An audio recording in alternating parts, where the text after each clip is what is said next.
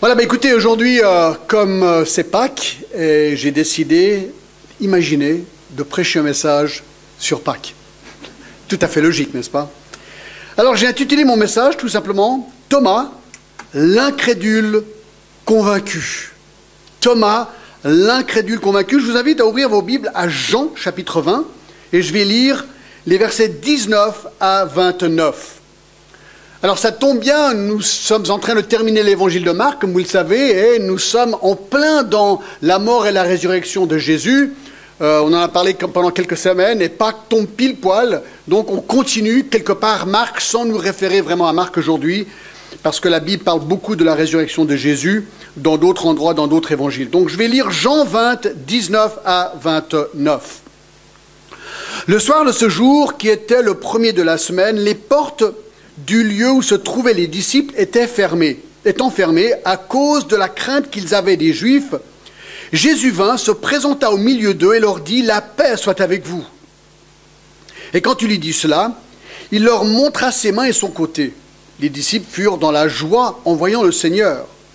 Jésus leur dit de nouveau « La paix soit avec vous. Comme le Père m'a envoyé, moi aussi je vous envoie ». Après ces paroles, il souffla sur eux et leur dit « Recevez le Saint-Esprit.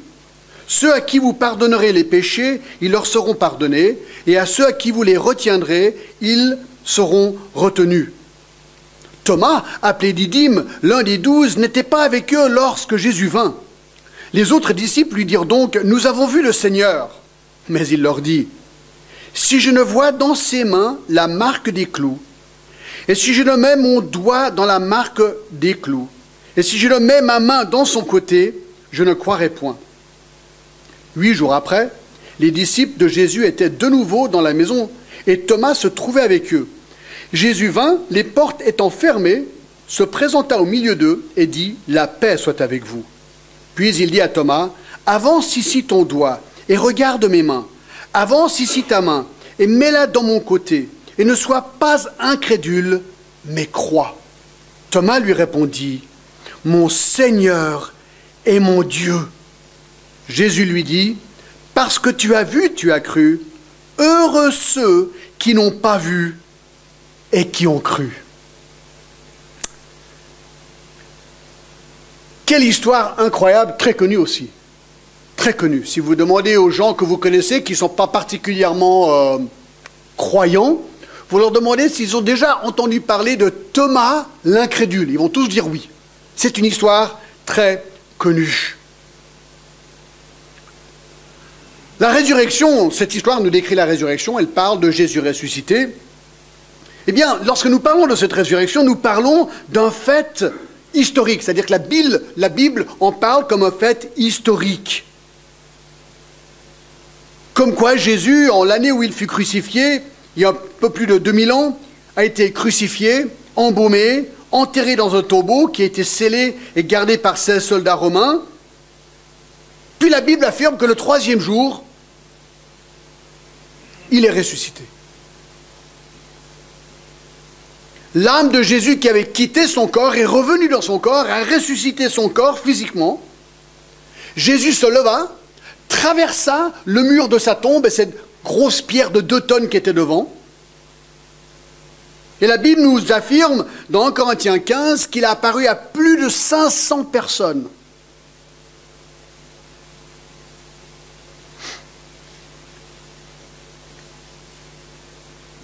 Alors, c'est quand même incroyable de raconter ça. Ou bien c'est vrai, ou bien c'est faux. Alors, si vous avez un doute par rapport à ça, vous pouvez écouter le message que j'ai donné la semaine dernière sur les théories folles pour essayer de prouver que la résurrection n'avait pas eu lieu, et on les a un petit peu déprouvées une après l'autre. Non, la résurrection est le fait central pour le christianisme, le fait historique central. Sans la résurrection de Jésus, il n'y a pas de christianisme. La résurrection de Jésus-Christ nous prouve qu'il y a la vie après la mort et que Jésus-Christ en détient les clés. Comme on l'a vu la dernière fois aussi dans Jean 11 et au verset 25. Jésus dit à Marie, « Je suis la résurrection et la vie. Celui qui croit en moi vivra même s'il meurt. Et quiconque vit et croit en moi ne mourra jamais. » Crois-tu cela? Alors bien sûr, on meurt physiquement, mais spirituellement, on ne mourra jamais. Car on est ressuscité avec Christ. Alors ayant dit cela, nous savons que dans l'histoire, il y a eu beaucoup d'incrédules par rapport à la résurrection de Jésus-Christ. Des gens qui ont douté de la véracité de la résurrection. Beaucoup de gens aujourd'hui, demandez à vos voisins, à vos amis et même aux membres de votre famille s'ils croient à la résurrection. Ouf. Voilà ce qu'ils vont répondre. Ou bien clairement, non. Pas possible, impossible. C'est vrai qu'il faut quand même dire que de croire que quelqu'un qui a été brutalement massacré, ensanglanté, et de croire qu'il est ressuscité 3 jours plus tard et qu'il a apparu à 500 personnes et que pendant 40 jours il se promenait, il mangeait avec des gens, c'est vrai que humainement on se dit waouh! C'est intéressant que les premiers médecins du Moyen-Âge ont eu de la peine à croire que des créatures invisibles à l'œil pouvaient être responsables pour les infections et les maladies. En 1872, Pierre Pacher, professeur de physiologie à Toulouse, a dit, et je cite, « La théorie des bactéries de Louis Pasteur est de la fiction ridicule. » Aujourd'hui, nous appelons ces bactéries des virus. En 1943, Tom Watson, le PDG de IBM, a dit, je cite, « Je pense qu'il y a un marché potentiel dans le monde pour environ 5 ordinateurs au plus. » Des exemples de fausses prédictions dans le monde abondent. On aurait dit aux Beatles que la musique de guitare allait disparaître. Qu'est-ce qu'on leur a dit?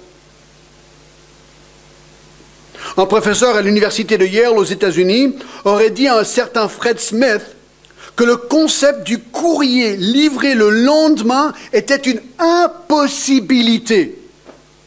Tiens, FedEx existe aujourd'hui, c'est marrant quand même. On aurait dit à Alexander Bell que le téléphone était tout simplement une impossibilité. Aujourd'hui, ils sont tous là. Ping. Ben, vous êtes plus moderne que moi, ils sont dans la poche. Moi, je ne suis pas très moderne, je sais. Bref, c'est pratique.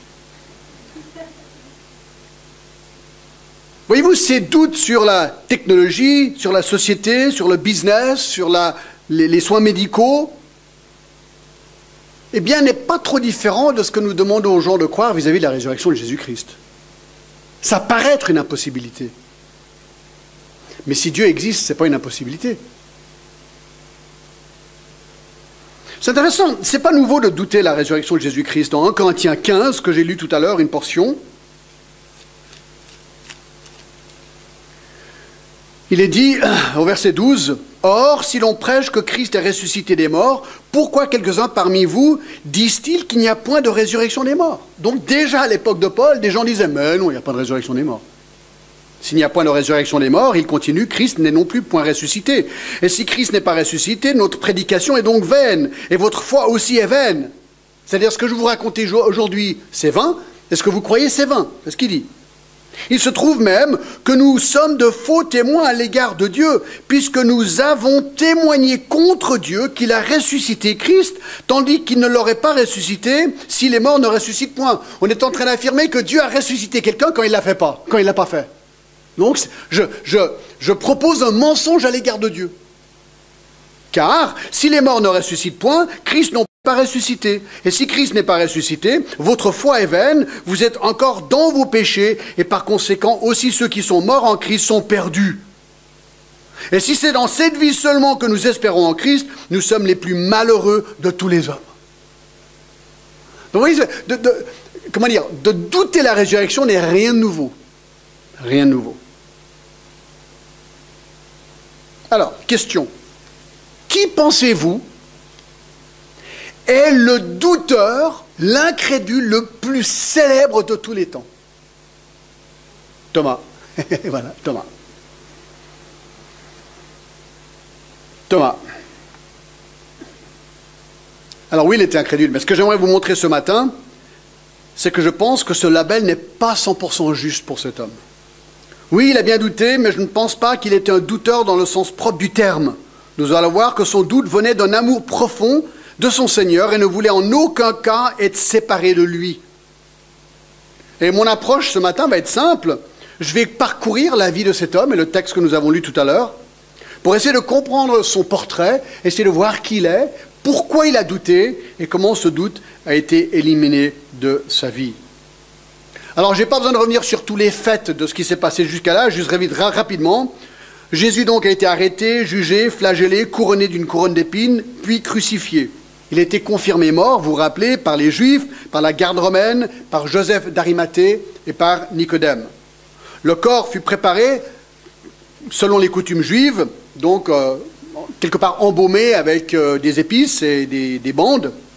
Le corps fut déposé dans un sépulcre neuf, taillé dans un roc. Une grande pierre de 2 tonnes a été placée, roulée devant l'ouverture du sépulcre. Une garde romaine de 16 soldats a été placée devant ce sépulcre. Après vérification du contenu du sépulcre par la garde, un sceau romain a été placé sur le sépulcre. Puis la Bible affirme que 3 jours plus tard, donc 3 jours, il a été enterré, crucifié, enterré vendredi. Le 3e jour, vendredi, samedi, dimanche, d'accord, c'est comme ça qu'on compte. 3e jour, dimanche, il y a eu un grand tremblement de terre. Un ange est apparu. Enfin, il y en avait 3 en tout. Un sur la pierre, qui a roulé la pierre pour qu'on puisse voir à l'intérieur, pas pour que Jésus puisse sortir, puisqu'il a traversé les murs. Il y avait un autre ange là où Jésus, 2 anges encore là où Jésus était enterré. Le sceau romain fut brisé. La garde tremblait de peur et devint comme mort, nous dit la Bible. Et donc les femmes se rendirent au tombeau. Elles n'avaient pas eu le temps vendredi de venir et terminer le corps de Jésus, donc elles viennent avec des épices. Elles se rendent au sépulcre. Elles discutent entre elles en allant au sépulcre. Tiens, qui va nous rouler ces pierres? Parce qu'elles avaient été là lorsqu'elles ont vu la pierre être roulée sur le sépulcre. Elles savaient que c'était une pierre très grande, très lourde. Elles se disent, mais comment est-ce que je vais faire? Elles rentrent dans le sépulcre parce qu'elles arrivent, elles voient que la pierre a été roulée, qu'il y a un ange. Et l'ange dit, rentre, venez voir. Donc elles rentrent, elles voient, elles ont peur, hein, c'est un petit peu épouvanté, la Bible nous dit en fait. Et l'ange lui dit, allez annoncer aux disciples ce que vous avez vu. Donc elles partent en 4e vitesse.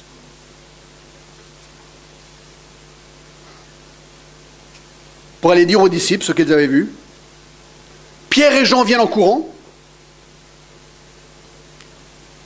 Il est dit que Jean est rentré, a vu et a cru.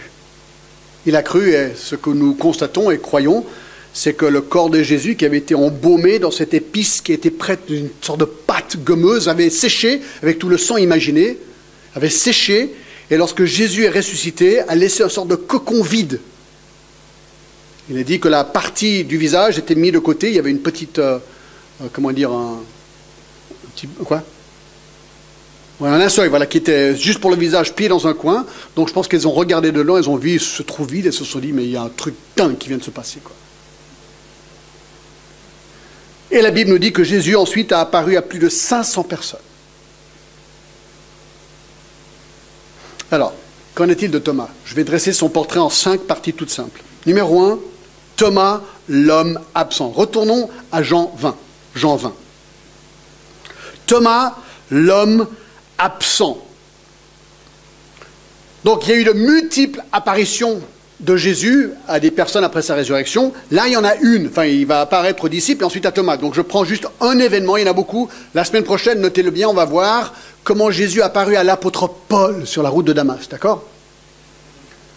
Donc on est au verset 19 de Jean 20, le soir de ce jour qui était le premier de la semaine, les portes du lieu où se trouvaient les disciples étant fermées à cause de la crainte qu'ils avaient des Juifs, Jésus vint, se présenta au milieu d'eux et leur dit « La paix soit avec vous ».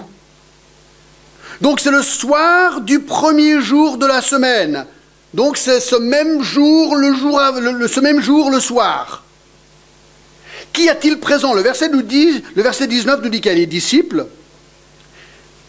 J'aimerais bien que vous notiez le verset 24, il est très important. Regardez, Thomas, appelé Didyme, l'un des 12, n'était pas avec eux lorsque Jésus vint. Donc il y a un absent flagrant. Thomas n'est pas là. Donc notez-le bien, c'est très très important, d'accord? Le verset 18 nous dit que les 2 maris étaient là. Et le verset 33 suggère que les disciples d'Emmaüs étaient là. Et il y en avait encore d'autres selon Luc 24 ans. Bref, il y a un groupe de disciples dont les 10, donc sans Judas et sans Thomas. Judas est mort, Thomas est absent. Alors qu'est-ce qu'ils font? Eh bien, le verset 19, le soir de ce jour, qui était le premier jour de la semaine, les portes du lieu où se trouvaient les disciples étant fermées à cause de la crainte qu'ils avaient des Juifs. Eh bien, ils étaient dans cet endroit parce qu'ils avaient peur. Et ils ont cadenassé les portes. C'est très important aussi à le noter. Les portes sont fermées. Les Juifs avaient tué Jésus dans chapitre 18, verset 19, et nous dit qu'ils cherchaient les disciples. Ils cherchaient les disciples. Ils interrogeaient. Chapitre 18 et le verset 19. Le souverain sacrificateur interrogea Jésus sur les disciples et sur sa doctrine. Donc ils veulent non seulement arrêter Jésus, mais ils veulent les disciples aussi, pour arrêter cette doctrine. Donc ils savent qu'ils sont traqués. Ils avaient presque été arrêtés dans le jardin de Gethsémane. Là, ils sont là, maintenant, peureux, douteux, prient-ils peut-être? Moi, je pense simplement que c'est la panique générale. Et notez, les portes étaient fermées. Et là, tout d'un coup, il est dit au verset 19, les portes étaient fermées à cause de la crainte qu'ils avaient des Juifs. Jésus vint, se présenta au milieu d'eux et leur dit, la paix soit avec vous. Donc, dans l'original, c'est très important. Les portes sont fermées, Jésus apparaît. Et il dit, la paix soit avec vous. Tout d'un coup, ils sont là, peureux, dans cette pièce, cadenassés, et tout d'un coup, Jésus apparaît. Il passe à travers la porte ou le mur. Il apparaît. Jésus avait la puissance dans sa résurrection de dématérialiser son corps. Vous dites, mais comment est-ce qu'il a fait? J'en sais rien du tout. Mais quand on sera ressuscité, ben on le saura. Ça va être super. Il va le refaire tout à l'heure, dans le verset 26. On y reviendra. Dans 1 Corinthiens 15, 42 à 44, il nous parle du fait que Jésus avait un corps glorifié, que nous aurons des corps glorifiés. Donc c'est un corps, comme nous l'avons maintenant, on va être reconnaissable, puisque Jésus va être reconnaissable, mais glorifié. Chouette. Ça va être super. Plus de bobos, plus de douleurs, plus d'opérations, plus d'hôpitaux, plus de médicaments, plus de rhume. Ça va être génial. D'accord ? Et alors, qu'est-ce qu'il leur dit? Il apparaît, comme ça. Il leur dit, la paix soit avec vous. Heureusement qu'il a dit ça, parce que là, je pense que là, il paniquait vraiment généralement. Là, tout d'un coup, il y a Jésus qui apparaît, imaginez.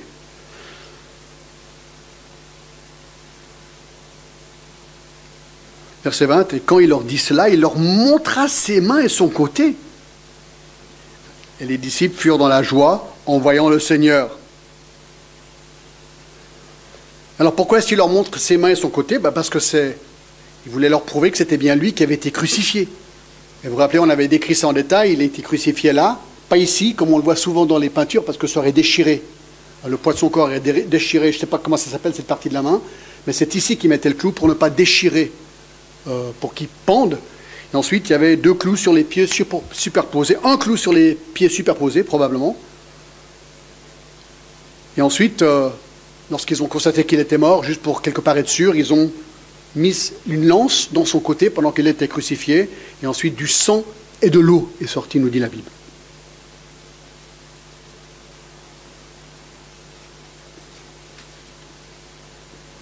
Ça faisait 3 jours qu'il avait été crucifié, qu'il avait eu ses blessures. C'était les plaies ouvertes. Alors bon, j'y étais pas, je ne peux pas vous dire exactement, mais j'imagine qu'il n'y avait peut-être pas de sang. C'était encore glorifié, mais qu'il avait des plaies ouvertes.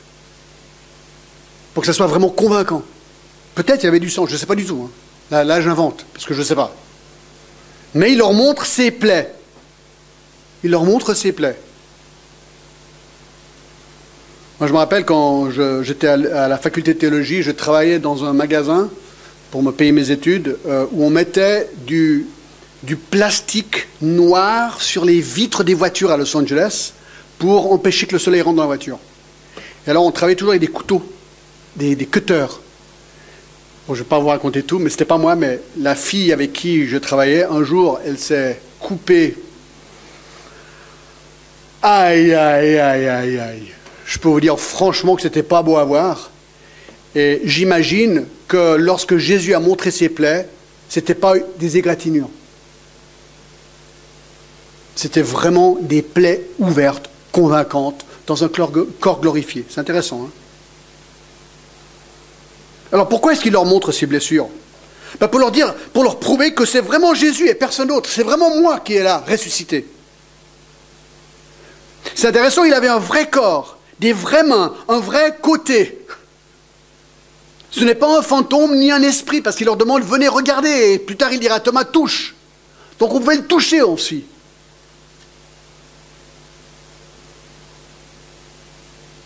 C'est intéressant que Jean dira dans 1 Jean 1.1, parce que lui il a écrit ça, dans Jean 1.1, il dit « Ce qui était dès le commencement, que nous avons entendu, ce que nous avons vu de nos yeux, et que nous avons contemplé, et nos mains ont touché concernant la parole de la vie, la parole de vie. Et la vie a été manifestée, nous l'avons vue, et nous lui rendons témoignage, et nous vous annonçons la vie éternelle qui était auprès du Père et qui nous a été manifestée. » C'est intéressant que Jean, ici, il est en train de dire, bah, écoutez, j'ai vu et j'ai même touché.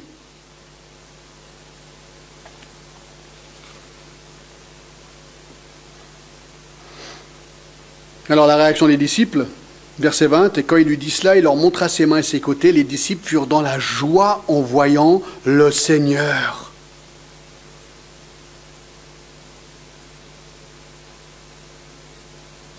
C'est génial. Ils sont convaincus. Ils sont dans la joie. Convaincus.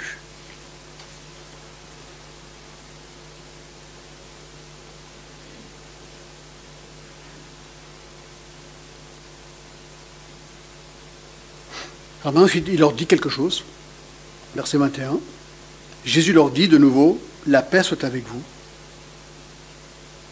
Comme le Père m'a envoyé, moi aussi je vous envoie. » Ah oui, cette paix qu'il leur donne, ce shalom, c'est cette paix qui nous est donnée en Jésus-Christ. Donc là, c'est l'évangile maintenant clair et net. Vous vous rappelez dans Romains 5, 1. Étant donc justifiés par la foi, nous avons la paix avec Dieu par notre Seigneur Jésus-Christ. Il offre vraiment la paix avec Dieu. Nous qui étions ennemis de Dieu, nous dit Jean, qui nous dit Éphésiens 2, nous étions son ennemi. Bien maintenant, nous avons la paix avec lui par Jésus-Christ. Nous ne sommes plus sous son courroux. Donc il dit que la paix soit avec vous. Il a pris notre péché, il a été puni à mort pour notre péché. Il est ressuscité des morts, il a vaincu la mort, il a vaincu le péché. Il peut vraiment nous accorder la paix. C'est vraiment possible. Et ensuite, il dit, je vous envoie. Il ne dit pas simplement, ouais, super les gars, vous avez la paix maintenant. Tranquille. C'est très bien.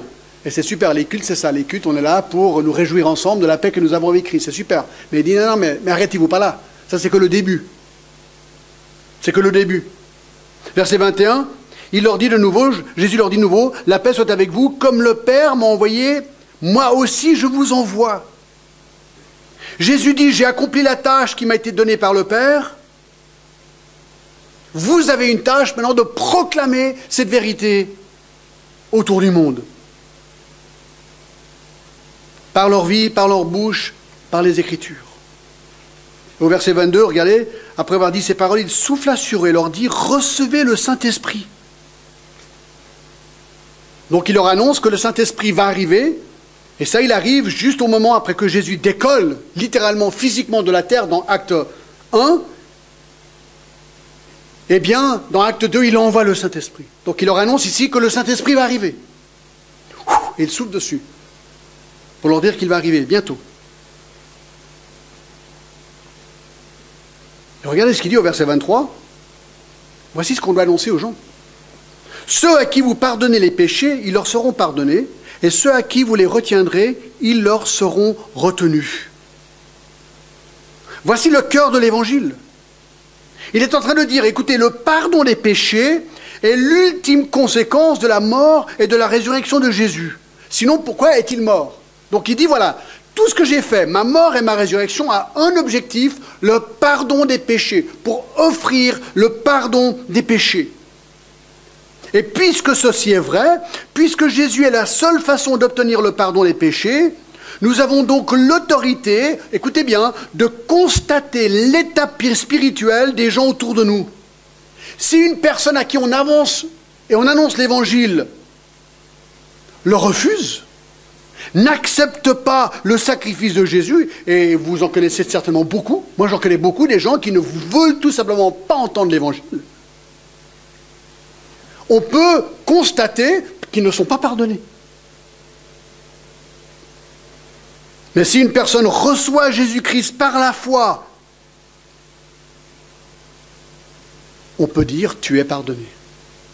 Moi, je me rappelle, il y a des années en arrière, quand je venais d'arriver au club du Genève Servette Hockey Club comme aumônier, je parlais avec un employé qui travaillait là. Et on était dans le couloir et je parlais avec lui. C'était un jeune, très sportif, pas un joueur, c'était un employé du club, disons de la patinoire. Et j'ai commencé à lui parler de l'évangile. Et à un moment donné, il m'a dit, John, je ne veux rien entendre. Arrête. Je dis, ok. Le lendemain, il est mort. Le lendemain. Accident cardiaque en vélo. Je me suis dit, mais c'est incroyable. Ils m'ont demandé de faire l'enterrement, j'ai fait l'enterrement. C'était un moment incroyable. Mais c'était clair et net. Il voulait pas entendre, il m'a arrêté. Ce verset il est intéressant, le verset 23. « Ceux à qui vous pardonnez les péchés, ils leur seront pardonnés. À ceux qui vous les retiendrez, ils seront retenus. » Ça, c'est le message. C'est le message. Il y a de la puissance dans ce message, mes amis. C'est le nom de Jésus-Christ, la puissance de ce message. Alors tout ça, c'est pour nous amener au verset 24. Regardez. Il y a une absence flagrante ici, verset 24. Thomas, appelé Didyme, l'un des 12, n'était pas avec eux lorsque Jésus vint. Non mais c'est quand même incroyable comme détail. Il y a un disciple manquant. Pourquoi? Pourquoi est-ce qu'il est absent? Alors, je vais vous montrer deux textes pour essayer de comprendre. Allez avec moi à Jean 11. Jean 11.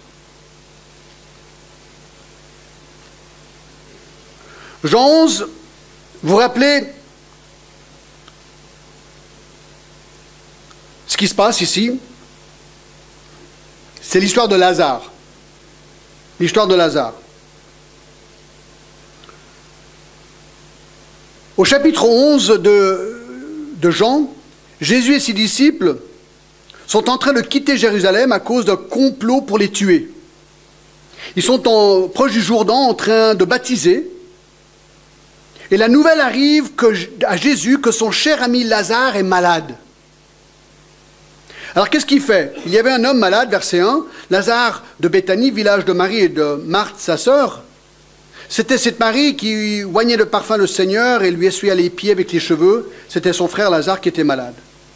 Les sœurs envoyèrent dire par Jésus, « Seigneur, voici celui que tu aimais est malade, que tu aimes est malade. » Après avoir entendu cela, Jésus dit, « Cette maladie n'est point à la mort, mais elle est pour la gloire de Dieu, afin que le Fils de Dieu soit glorifié par elle. » Or, Jésus aimait Marthe et sa sœur Lazare. Lors donc qu'il eut appris que Lazare était malade, qu'est-ce qu'il fait? Il va très très vite vers Lazare pour le guérir. Non. Non. Verset 6. Lors dont qu'il eut appris que Lazare était malade, il resta 2 jours encore dans le lieu où il était. C'est bizarre.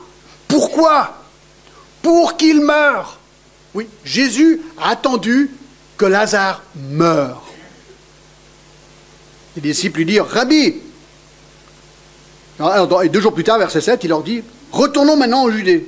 Il voulait qu'il meure parce qu'il savait qu'il allait le ressusciter. Et une résurrection est encore quelque chose de beaucoup plus radical qu'une guérison. C'est pour ça qu'il l'a laissé mourir. Les disciples lui dirent, Rabbi, les Juifs tout récemment cherchaient à te lapider et tu retournes en Judée? Jésus répondit, n'y a-t-il pas 12 heures au jour? Si quelqu'un marche pendant le jour, il ne bronche point parce qu'il voit la lumière de ce monde. Mais si quelqu'un marche pendant la nuit, il bronche parce que la lumière n'est pas en lui. Après ces paroles, il leur dit, Lazare, notre ami, dort, mais je vais le réveiller. Les disciples lui dirent, Seigneur, s'il dort, il sera guéri. Jésus avait parlé de sa mort. Mais ils crurent qu'il parlait de l'assoupissement du sommeil. Alors Jésus leur dit ouvertement, Lazare est mort. Et à cause de vous, afin que vous croyiez, je me réjouis de ce que je n'étais pas là, mais allons vers lui maintenant. Donc il se dit, c'est super que j'y étais pas, et c'est super qu'il soit mort. Marrant, hein?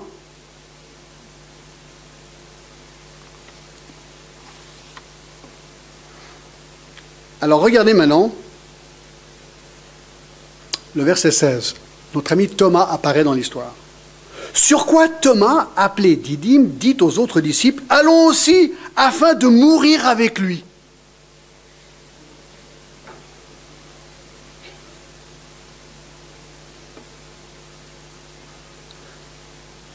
Vous ne trouvez pas un peu bizarre? Qu'est-ce qui se passe ici? Là, on voit une caractéristique de Thomas, mes amis, un gars qui aimait profondément Jésus. Il ne veut absolument pas laisser Jésus mourir tout seul, parce qu'il vient, les disciples viennent leur dire, si tu vas à Jérusalem, tu vas te faire tuer. Alors Thomas, il dit, bah, écoute, moi je vais avec toi. Moi, je ne veux pas te laisser mourir tout seul, je veux mourir avec toi. En fait, ce que ça révèle aussi, c'est qu'il ne préfère être mort que sans ou séparé de Jésus. Il préférait aller à Jérusalem et mourir avec Jésus que d'être vivant sans Jésus. Tellement il aimait le Seigneur. Alors il dit, écoutez les gars, allons-y, mourons avec lui. On est bien mieux mort avec lui que séparé de lui. C'est le premier, au fait, des disciples qui disent, allons-y, pour mourir avec lui. Les autres, rien. Alors il était un peu pessimiste. Allons mourir avec lui. Il était convaincu qu'il allait mourir et lui aussi. Bon, un peu pessimiste.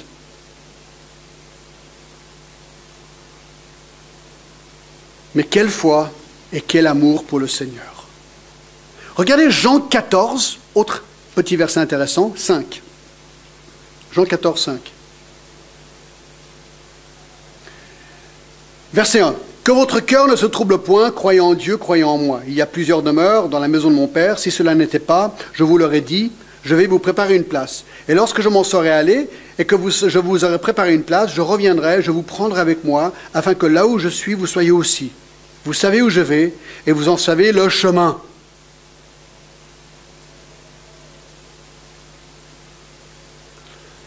Verset 5. Thomas lui dit, Seigneur, nous ne savons où tu vas. Comment pouvons-nous en savoir le chemin? Mais de nouveau, Thomas il dit, mais alors, tu viens nous annoncer que tu vas partir pour nous préparer une place? Jamais de la vie. Je ne veux pas être séparé de toi. Je t'aime trop. Vous voyez? On voit un amour profond pour le Seigneur chez Thomas. Alors retournons maintenant à Jean 20. Bon, Jésus lui dit au verset 6, j'aurais pu le dire, je suis le chemin, la vérité, la vie. Nul ne vient au Père que par moi. Allons, retournons à Jean 20. Regardez, c'est très intéressant.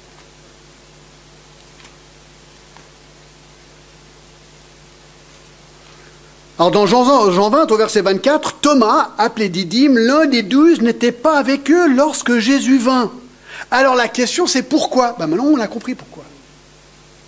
On a compris, et voici la réponse. Jésus est mort. Jésus est mort. Et Thomas est vivant. La pire hypothèse venait d'arriver pour Thomas. Jésus l'a quitté, Jésus a été crucifié, lui il est encore vivant. Il n'a pas été mourir avec lui à Jérusalem, et il est séparé de lui. Il se sent coupable. Il avait annoncé, écoutez, on va aller mourir avec lui, il est encore vivant. Il est parti, je ne sais pas où il est. Ses doutes étaient devenus vérité, malgré ces paroles de réconfort de Jésus au début. Un peu comme un animal blessé, il se retire tout seul pour lécher ses blessures. Il est dans une grande déprime. Il ne veut personne autour de lui. Il veut être tout seul pour contempler sa misère. C'est comme ça que ça se passe quand on est déprimé. Lui n'avait pas encore reçu la paix que Jésus avait à faire aux autres. Écoutez, il n'était pas là quand Jésus est apparu. Lui, il n'a pas encore vu Jésus ressuscité. Il ne faut pas oublier ça, il ne l'a pas vu. Il était absent. Donc ça mène au deuxième point. Ça va très vite maintenant, d'accord? Vous avez vu qu'un point, je crois, apparaître. Maintenant, il y a le deuxième. Thomas, l'homme incrédule. Verset 25. Les autres disciples lui dirent, donc ils viennent le chercher, d'accord? Nous avons vu le Seigneur, mais il leur dit, si je ne vois pas dans ses mains les marques des clous, et si je ne mets pas mon doigt dans la marque des clous, et si je ne mets pas ma main dans son côté, je ne croirai point. Au moins c'est clair. Au moins c'est clair. Les disciples, ils ont vu Jésus apparaître, vous vous rappelez? Donc ils courent vers Thomas. Hé Thomas, on a vu Jésus, c'était super, il est ressuscité. Ouais.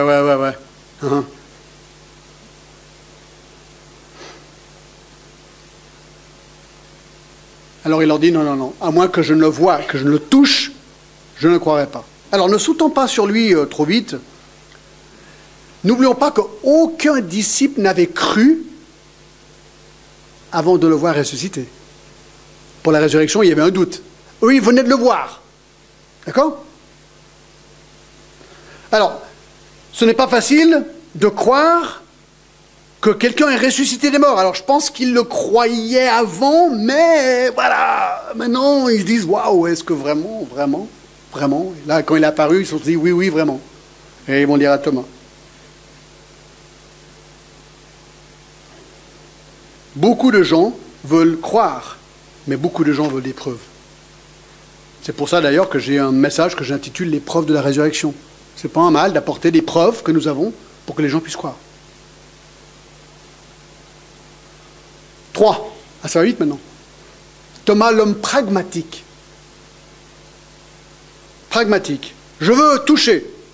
Alors regardez, c'est incroyable le verset 6. Regardez les 3 premiers mots du verset 6. Vous avez vu ce que c'est? 8 jours après. 8 jours après, les disciples de Jésus étaient de nouveau dans la maison et Thomas se trouvait avec eux. Jésus va apparaître maintenant.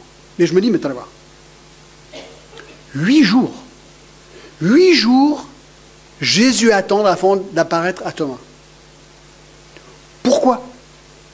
Pourquoi 8 jours? Pourquoi il n'a pas paru 2 minutes plus tard? Mais 8 jours, c'est long quand tu es déprimé. C'est super long, sans aucune réponse. Et il y a tous tes amis qui disent « Ouais, on l'a vu. » 1 jour, 2 jours, 3 jours, rien. 4 jours, 5 jours, rien. 6 jours, 7 jours, rien. C'est long.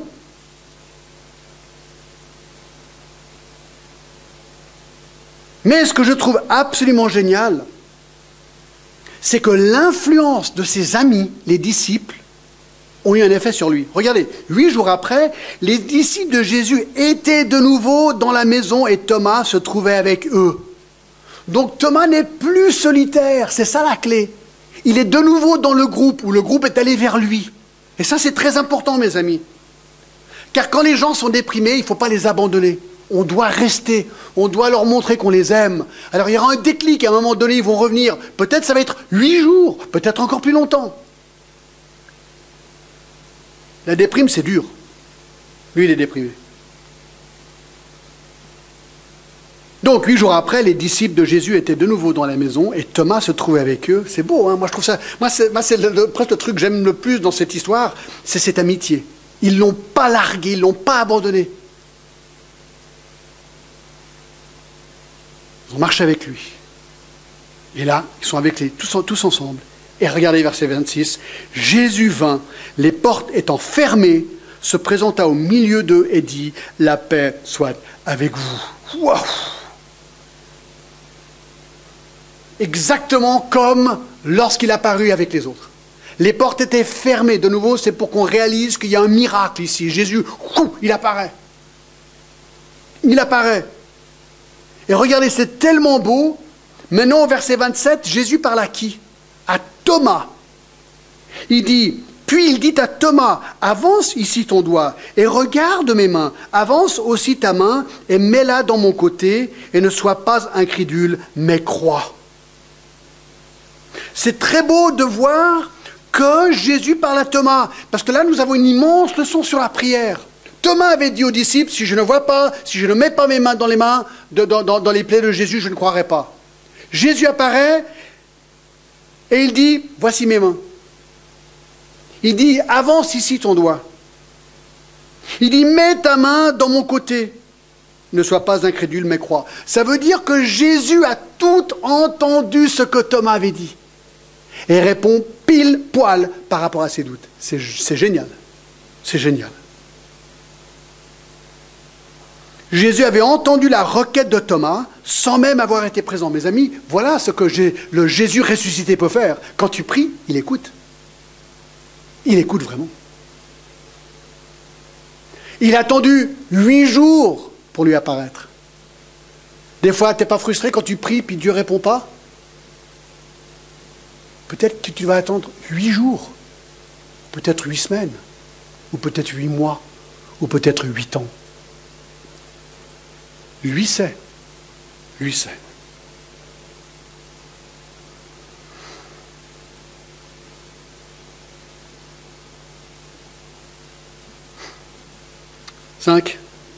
Thomas, l'homme convaincu.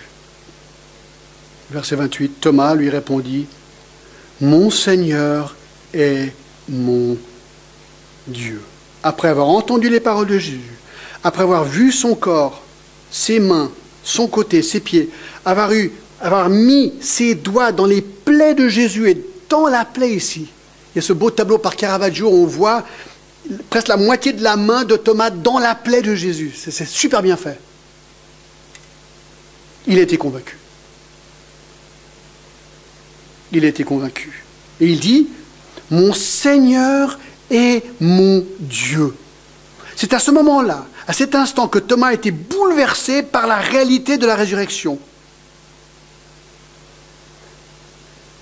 Si ce que je viens de faire est vrai, Jésus est réellement ressuscité. C'était sa conclusion.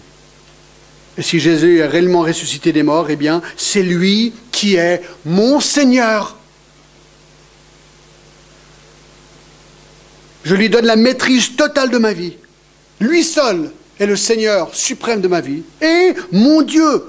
Thomas confesse encore plus que Jésus est maintenant son Dieu.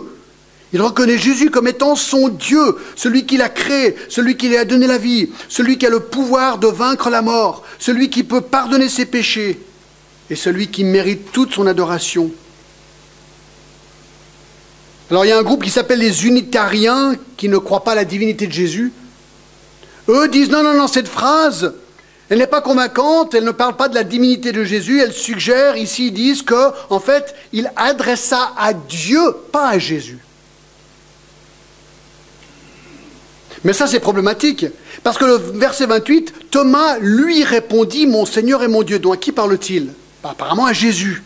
Et là on le sait parce que dans Jean 20 et le verset 13, ils lui dirent, femme, pourquoi pleures-tu? Elle leur dit, parce qu'ils ont enlevé mon Seigneur, et je ne sais où ils l'ont mis dans le contexte précédent. Il est clair que la référence de Jésus, c'est le mot Seigneur.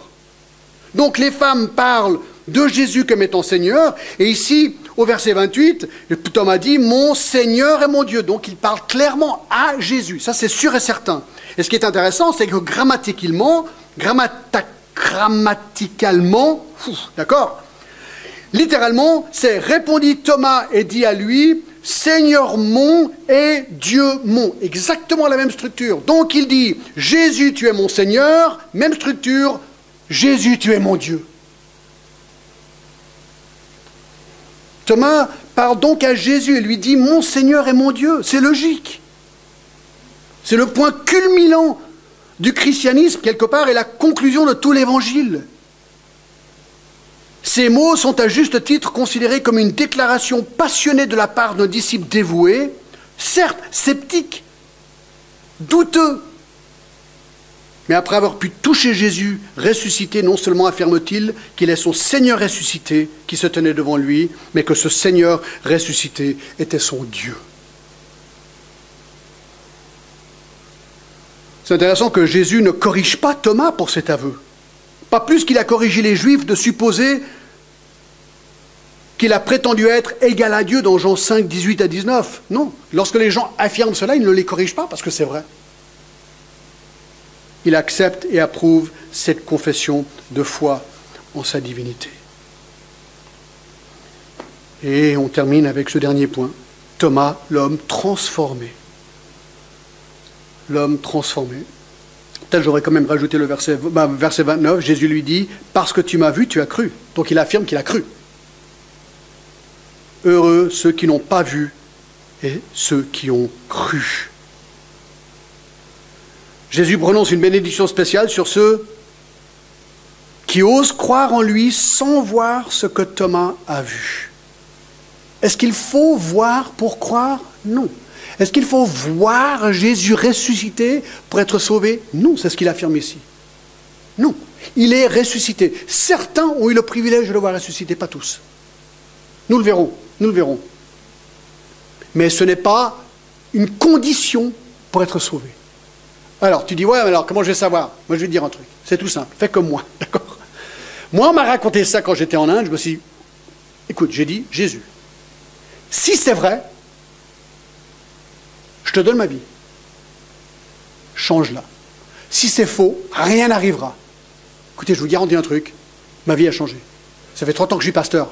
Là, il faut le faire. Il y a un miracle qui s'est produit. Christ est ressuscité. Lance-lui ce défi. Lance-lui ce défi. Écoute, Jésus, je ne sais pas trop, mais si c'est vrai, si tu peux vraiment changer ma vie, si tu peux pardonner mon péché, transformer ma vie, fais-le. Je lâche tout. Alors, il y a un risque. Le risque, c'est qui va le faire. Et ta vie va changer. Donc, est-ce que tu es prêt à qu'il change totalement ta vie? Et si tu n'es pas prêt, j'ai envie de te dire, c'est un peu stupide. C'est un peu stupide. C'est vraiment stupide de ne pas laisser Jésus-Christ transformer ta vie. C'est quoi ton gain?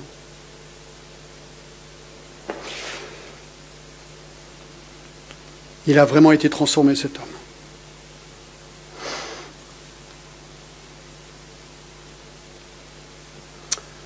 On nous dit que Thomas est parti, c'est la tradition qui dit ça, pour annoncer l'évangile dans le pays de Parthe, puis dans l'Inde. C'est que la tradition, la Bible ne dit pas. Et qu'un jour, il a été transpercé par une lance, par une foule de prêtres païens. Il a été martyrisé en Inde. N'est-ce pas intéressant de noter, si cette histoire est vraie, que celui qui voulait tant voir les trous des clous et de la lance dans le corps de Jésus fut lui-même martyrisé de la même manière? Mon ami, Jésus est ressuscité. Et Thomas est un des exemples dans la Bible pour nous prouver la véracité de la résurrection.